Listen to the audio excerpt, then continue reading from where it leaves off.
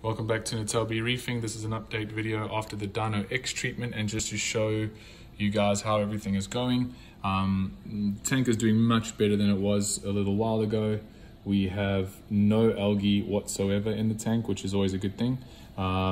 It's literally, the Dino X didn't just take away the Dino flagellate, but it took almost every little bit of green hair, algae, any little bit of anything that wasn't meant to be there is pretty much gone, with the exception of the ketomorpha in the Pax bellum. So if anyone's got a refugium or an algae reactor and they're wondering, will this kill that? It didn't kill any of my macroalgae in the Pax bellum. So there you go. The clam has not missed a beat through the whole treatment. Nice and open, really happy. Colors have always been good, as have the zoanthids, the utter chaos, green something or others, and the rusters are around the back there. The other thing that is doing really well, or getting better, should I say, the polyps are now opening on this yellow goni, which I'm very happy about. It was always the most wavy piece in the tank, well, that and the torch, but it's opening again.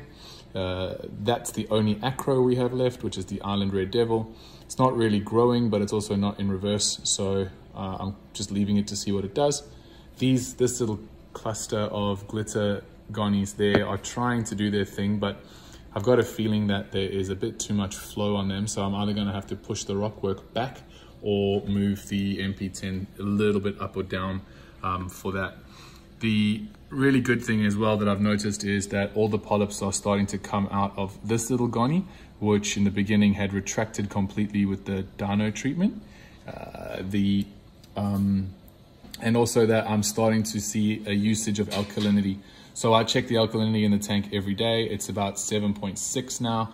I've been dosing 2 mils of the Triton Core 7 additives every day, and now I'm dosing 2.5 because I can see that it needs a bit more.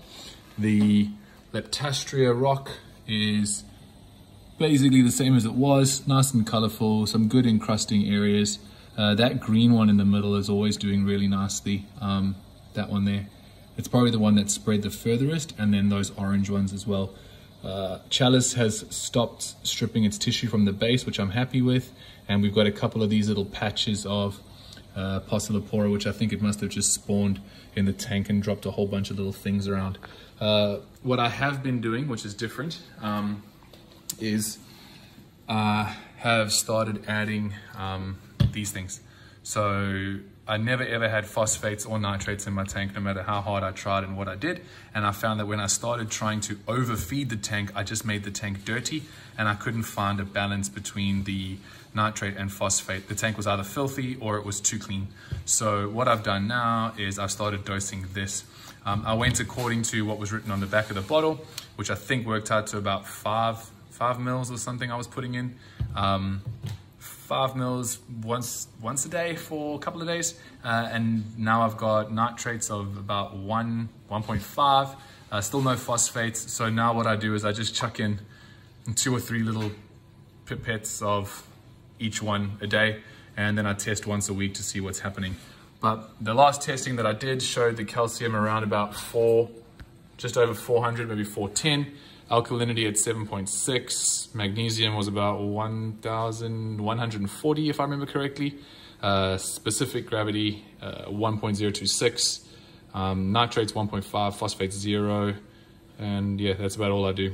And I'm very, very excited to say that tomorrow on Friday, I'll be receiving the eCoral Lite controller, which I'm very keen to put on and start seeing what pH actually looks like in this tank, and also having something to monitor the temperature, because the Inkbird didn't work out so well for me. So I think the temperature control with the eCoral Lite, especially coming into summer here, is going to be very, very helpful. So that's what the tank is looking like at the end of a treatment, and it's starting to find its legs again, and I'm really happy about that.